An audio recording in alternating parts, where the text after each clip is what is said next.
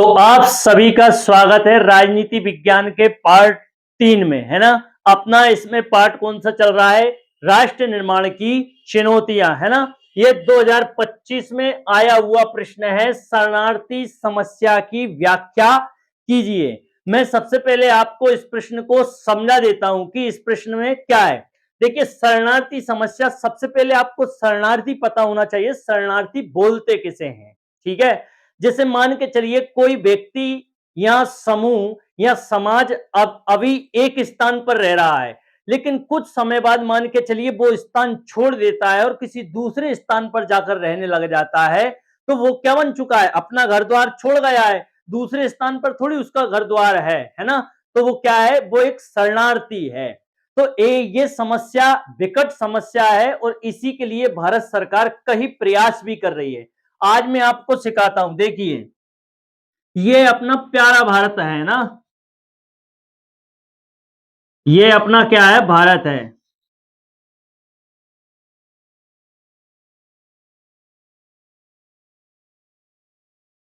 ये है अपना भारत,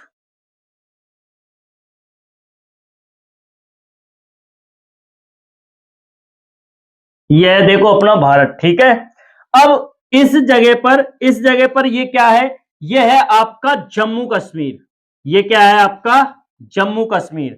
इस जगह पर कौन सा देश है? इस जगह पर है आपका पाकिस्तान, है ना। इस जगह पर क्या है? आपका पाकिस्तान है। और इस जगह पर क्या है? आपका बांग्लादेश है, ठीक है। बांग्लादेश, जो कभी पूर्वी पाकिस्तान के नाम से जाना जाता था, ठीक है। ये पूर्वी पाकिस्तान के नाम से भी जाना जाता था। 1971 से पहले ये क्या था?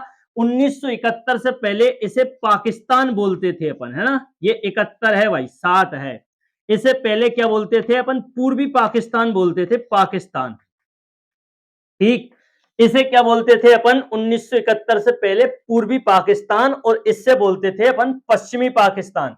और इस जगह पर है आपका तिब्बत, ठीक है। इस जगह पर क्या है? आपका तिब्बत। और इस जगह पर एक देश है जिसका नाम है म्यांमार, म्यांमार, ठीक है, म्यांमार। और यहां से अपन से पूछ पकड़कर लटका हुआ है एक देश जिसका नाम है श्रीलंका, ठीक है, श्रीलंका, श्रीलंका। समझिए, ये प्रश्न आप समझिए, कभी नहीं भूलोगे, ऐसा मैं आपको समझा देता हूं। तो तिब्बत में बौद्ध धर्म चलता है, और यहाँ के जो, जैसे अपने यहाँ साधु संत होते हैं, ऐसे ही बौद्ध धर्म में दलाई लामा होते हैं, दलाई लामा, ठीक है। बौद्ध धर्म, तिब्बत में कौन सा धर्म चलता है? बौद्ध धर्म। तो यहाँ क्या होते हैं? दलाई लामा, दलाई लामा बौद्ध धर्म के धर्म गुरु होते हैं। जैसे मुस्लिम धर्म के मौलवी होते हैं, उसी प्रकार बौद्ध धर्म के दलाई लामा होते हैं, है ना। म्यांमार में भी कौन सा धर्म है? बौद्ध धर्म ही चलता है, ठीक है। और पाकिस्तान और ये बांग्लादेश, मतलब 1971 से पहले इसे पाकिस्तान के नाम से जाना जाता था, ये अब 1971 में क्या बन चुका है? ये बांग्लादेश बन चुका है, ठीक है। ये है पाकिस्तान, है। अब आपको मालूम है कि अपने भारत का विभाजन कब हुआ है? 15 अगस्त 1947 को अपने भारत का क्या होता है? विभाजन होता है, 15 अगस्त 1947 को। जब भारत का विभाजन होता है, तो यहां देखिए, इस क्षेत्र में मुसलमान नहीं है, इस पूरे क्षेत्र में मुसलमान नहीं है, कुछ क्षेत्र में हिंदू, आज भी हिंदू रहते हैं, है ना। पाकिस्तान में आज भी हिंदू रहते हैं। पाकिस्तान का तात्पर्य यह नहीं है कि पूरे तरीके से मुस्लिम राष्ट्र है, इसमें मुसलमान ही मुसलमान रहते हैं, ऐसा नहीं है। इसमें हिंदू भी रहते हैं, लेकिन बहुत सारे हिंदू, जब अपना भारत का विभाजन होता है 15 अगस्त 1947 को, पाकिस्तान नामक एक राष्ट्र या एक देश बनता है, उस समय लाखों लोग पाकिस्तान, केवल हिंदू, है ना, हिंदू पाकिस्तान को छोड़कर कहां आ जाते हैं? भारत में एंट्री कर जाते हैं, है ना। तो ये क्या, अब देखिए, यहाँ इनका घर भी था, इनकी जमीन भी थी, इनका जो रोजगार था वो सब यहाँ कहां था? पाकिस्तान में था। तो ये लोग कहां प्रवेश कर जाते हैं? ये भारत में प्रवेश कर जाते हैं। तो एक समस्या यही बन गई कि सांप्रदायिक दंगों, मतलब क्या होता है, जब विभाजन होता है भारत का, उस टाइम पे क्या होता है? दंगे होते हैं। तो दंगों के कारण जो हिंदू और मुस्लिम हैं, एक दूसरे को मारने पर उतारू होते हैं। तो ऐसी स्थिति में ये अपने घर द्वार छोड़कर कहां आ जाते हैं, भारत में आ जाते हैं। तो ये पहला पॉइंट अपना यही बोलता है कि भारत विभाजन के बाद सांप्रदायिक दंगों ने राष्ट्र शरणार्थी समस्या को जन्म दिया, जिससे लोग एक स्थान से दूसरे स्थान पर जाने को मजबूर हो गए। अगर मान के चलो इन्हें परेशान नहीं किया जाता या इन्हें किसी भी प्रकार से कोई क्षति या हानि नहीं पहुंचाई जाती तो ये क्यों भारत में आते, नहीं आते ना भारत में, तो शरणार्थी समस्या पैदा ही नहीं होती। समझे आप? तो इसीलिए पहला पॉइंट यही है कि जब भारत का विभाजन हुआ तो बहुत सारे, भारत में भी सांप्रदायिक दंगे हुए हैं, है ना, और पाकिस्तान में भी सांप्रदायिक दंगे हुए हैं। तो यहां से जो हिंदू थे वो कहां आ जाते हैं, भारत में आ जाते हैं। तो अब भारत में जब वो आए, यहां तो ना तो उनका यहां घर है, ना उन्हें कोई कमाने खाने के लिए कोई रोजगार है, तो इसीलिए वो क्या बन जाते हैं, यहां आकर शरणार्थी बन जाते हैं। तो पहला पॉइंट उम्मीद है आपको क्लियर हो गया होगा। अब दूसरा पॉइंट क्या है, दलाई लामा, जैसे तिब्बत किसके अधीन क्षेत्र आता है, तो तिब्बत आता है आपका चीन के अधीन क्षेत्र, है ना। चीन के लोग यहां अत्यधिक मात्रा में इन्हें परेशान करते हैं, किन्हें, दलाई लामा, जो कि बौद्ध धर्म के धर्म गुरु माने जाते हैं। तो ये क्या करते हैं, चीन से परेशान होकर ये कहां आ जाते हैं, ये भारत में आ जाते हैं और लाखों लोग इनके साथ में भारत में आ जाते हैं। तो अब वो, उनका घर तो कहां था, तिब्बत में था, तो वो कहां आ गए, भारत में आ गए। जब भारत में आए तो वो यहां क्या बनकर रहेंगे, शरणार्थी बनकर तो रहेंगे ना, तो उनका यहाँ घर है, ना कोई जमीन है, ना जायदाद है। तो ऐसी स्थिति में वो यहां आकर क्या बन जाते हैं, शरणार्थी बन जाते हैं। इसी को ही शरणार्थी समस्या कहा जाता है, ठीक है। अब म्यांमार में एक मुस्लिम जाति है ना, ये वैसे पूरा देश बौद्ध है, लेकिन इसमें एक मुस्लिम जाति है जिसे हम बोलते हैं रोहिंग्या, याद रखना है ना, रोहिंग्या, रोहिंग्या, ठीक है, इसे क्या बोलते हो आप, रोहिंग्या। तो म्यांमार से ये जो एक मुस्लिम जाति है, ये है ना, रोहिंग्या क्या है, एक मुस्लिम जाति है। तो ये लोग क्या करते हैं, म्यांमार से सीधे कहां एंट्री कर जाते हैं, ये रोहिंग्या मुसलमान भारत में एंट्री कर जाते हैं, ठीक है। तो एक ये भी, जब भारत में आए, इनका घर द्वार कहां था, म्यांमार में था, है ना। तो ये जैसे ही भारत में एंट्री करते हैं तो यहाँ क्या बन जाते हैं, शरणार्थी बन जाते हैं। तो ठीक है, तो अब आपसे पूछा जाएगा कि रोहिंग्या कहां से भारत में आए हैं, तो आप बता देना म्यांमार से। मैंने यह पॉइंट भी बना रखा है ना, ये शरणार्थी समस्या ही चल रही है, ठीक है। अब बांग्लादेश, जब पाकिस्तान ने मतलब ये पहले पूर्वी पाकिस्तान था, ये पश्चिमी पाकिस्तान था। तो पश्चिमी पाकिस्तान ने बांग्लादेश में अत्यधिक तबाही मचाई थी, कब, 1971 से पहले, जब यहां तबाही मचाई, लाखों लोगों को मारा गया, है ना, उन्हें मौत के घाट उतार दिया गया, लाखों लोगों को जमीनों से बेघर कर दिया गया, लाखों लोगों को घरों से बेघर कर दिया गया। ऐसी स्थिति में ये भागकर किसने परेशान किया है, पूर्वी पाकिस्तान वालों को पश्चिमी पाकिस्तान वालों ने परेशान किया था। कब, 1971 से पहले, जब ये क्या हुआ करता था, पूर्वी पाकिस्तान हुआ करता था, ठीक है। इसी टाइम पर अपनी प्रधानमंत्री थी इंदिरा गांधी, है ना, इस टाइम पर अपनी प्रधानमंत्री कौन थी, इंदिरा गांधी प्रधानमंत्री थी। तो इंदिरा गांधी जी ने यहां काफी इनकी मदद की है, पूर्वी पाकिस्तान की, और पाकिस्तान को बांग्लादेश के रूप में गठित कराने का काम इंदिरा गांधी जी ने ही किया है। भारत ही पहला देश है जिसने बांग्लादेश को देश के रूप में मान्यता दी है, ये याद रखना। भारत पहला देश है जिसने बांग्लादेश को एक देश के रूप में क्या दी है, मान्यता दी है। तो यहां जब परेशान कर रहे थे पश्चिमी पाकिस्तान वाले, पूर्वी पाकिस्तान वाले लोगों को परेशान कर रहे थे, तो यहां से भी लाखों शरणार्थी कहां आ चुके थे, भारत में आ चुके थे, ठीक है। तो यही है, ये 2025 में पूछा गया प्रश्न है और ये इसका उत्तर लिखना था, है ना, ये 2025 में पूछा गया प्रश्न है। इसका उत्तर कैसे लिखते, भारत विभाजन के बाद सांप्रदायिक दंगों ने शरणार्थी समस्या को जन्म दिया, जिससे लोग एक स्थान से दूसरे स्थान पर जाने को मजबूर हो गए। पहला पॉइंट उम्मीद है आपको याद हो गया होगा। दूसरा पॉइंट क्या है, बांग्लादेश मुक्ति संग्राम। मुक्ति संग्राम का तात्पर्य है बांग्लादेश ने मतलब पाकिस्तान से अपनी आजादी की लड़ाई लड़ी है, इसी को ही बांग्लादेश मुक्ति संग्राम कहा जाता है। इसमें भारत ने काफी इनका सहयोग किया है, भारत ने अपनी सेना भी दी थी इसको लड़ने के लिए। तो बांग्लादेश मुक्ति संग्राम के समय लाखों शरणार्थी भारत आ गए, मतलब यहां से जब पश्चिमी पाकिस्तान ने पूर्वी पाकिस्तान में तबाही मचाई थी, तो उस समय लाखों शरणार्थी कहां आ गए थे, आपके भारत में आ गए थे। ठीक है, तो ये पॉइंट यही है। अब इनके पॉइंट नहीं बनाए, लेकिन आप बनाना चाहो तो ये तीसरा पॉइंट दे देना, चौथा पॉइंट ये दे देना, पांचवा पॉइंट ये दे देना। ठीक है, अब तिब्बत से दलाई लामा है ना, दलाई लामा के साथ कई शरणार्थी भारत में आए, और इसका श्रीलंका से तमिल, मतलब श्रीलंका एक तमिल देश ही है और इसमें तमिल भाषा भी बोली जाती है। तो जो श्रीलंका से कौन से लोग भारत में आए थे, तो आप बता देना, श्रीलंका से तमिल लोग भारत में आए थे। और म्यांमार से कौन से आए थे, म्यांमार से रोहिंग्या मुसलमान भारत में आए थे। ठीक है, उम्मीद है ये प्रश्न आपको एकदम क्लियर हो गया होगा। अब चलते हैं अपन अपने नेक्स्ट प्रश्न पर। अब चलते हैं अपन अपने नेक्स्ट प्रश्न पर। नेक्स्ट प्रश्न क्या है, जूनागढ़ रियासत का भारतीय संघ में विलय कैसे हुआ, समझाइए। इस बार के लिए ये अति इंपोर्टेंट प्रश्न है जो इस बार परीक्षा होनी है उसके लिए, यानी कक्षा 12th के लिए।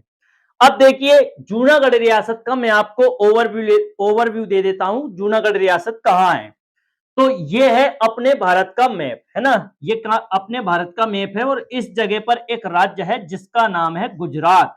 ठीक है, गुजरात, और गुजरात में ही तट इलाके में एक क्षेत्र है जिसे अपन बोलते हैं सौराष्ट्र।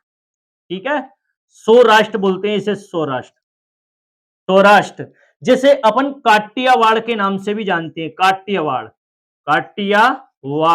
ठीक है, काटियावाड़।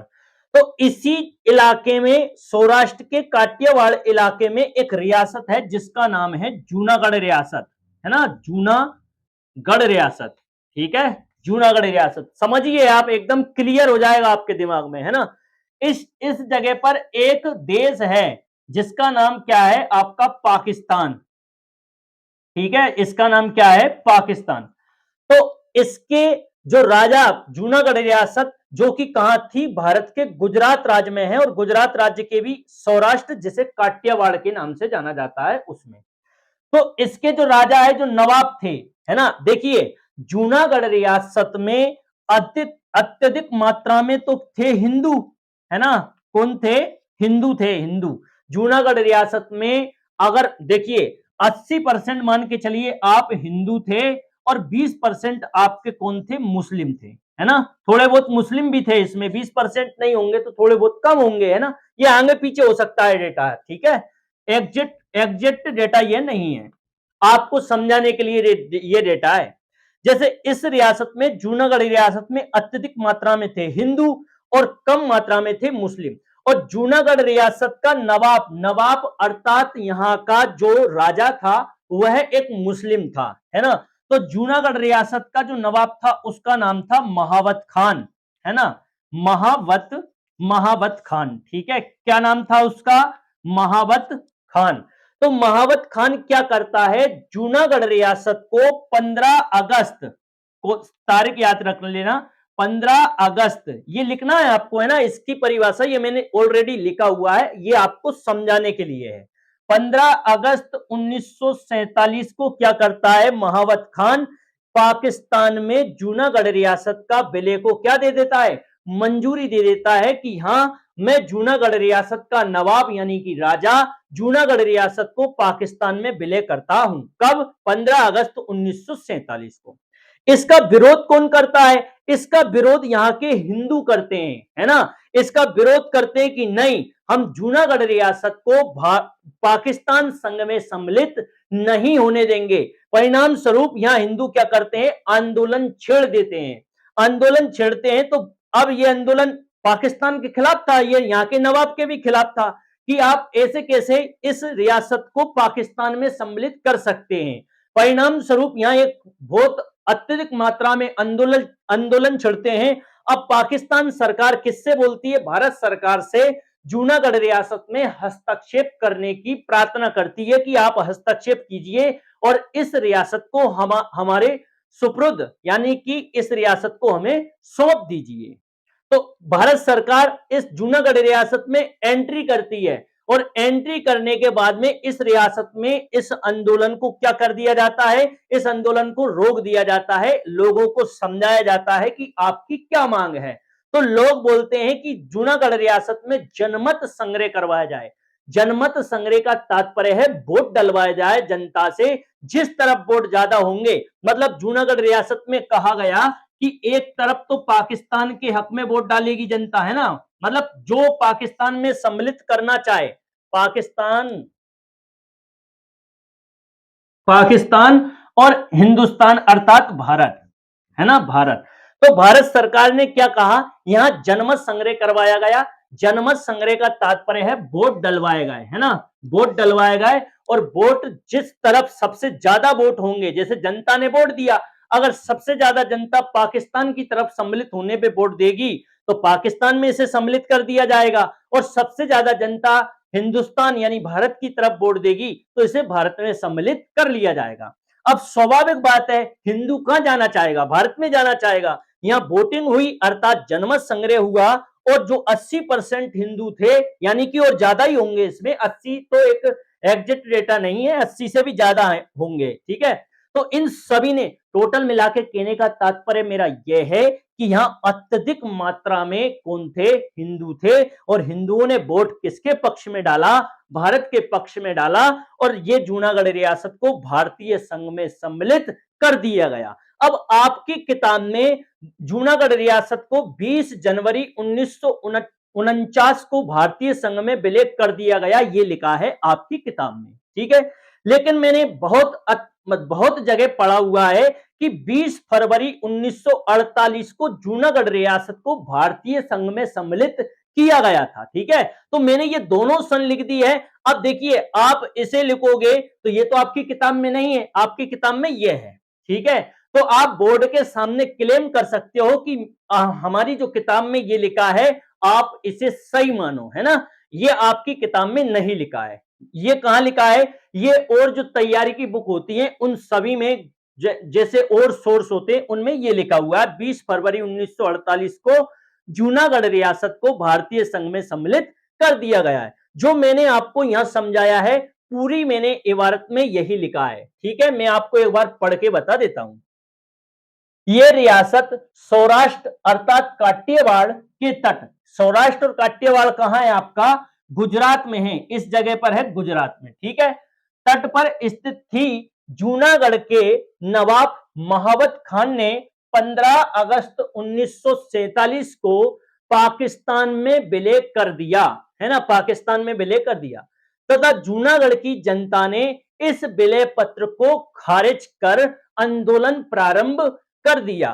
पाकिस्तान सरकार ने भारत सरकार से जूनागढ़ में हस्तक्षेप करने को कहा। परिणाम स्वरूप जनमत संग्रह कराया गया अर्थात जनता से वोटिंग कराया गया और जूनागढ़ रियासत को 20 जनवरी 1949 को भारतीय संघ में विलय कर दिया गया। ये आपकी बुक में लिखी हुई है, ये आपकी बुक में नहीं लिखी हुई है। बाकी की जितनी भी बुक है, जो तैयारी है, बड़ी बड़ी बुक्स हैं, उन सब में ये सन दी गई है, ठीक है।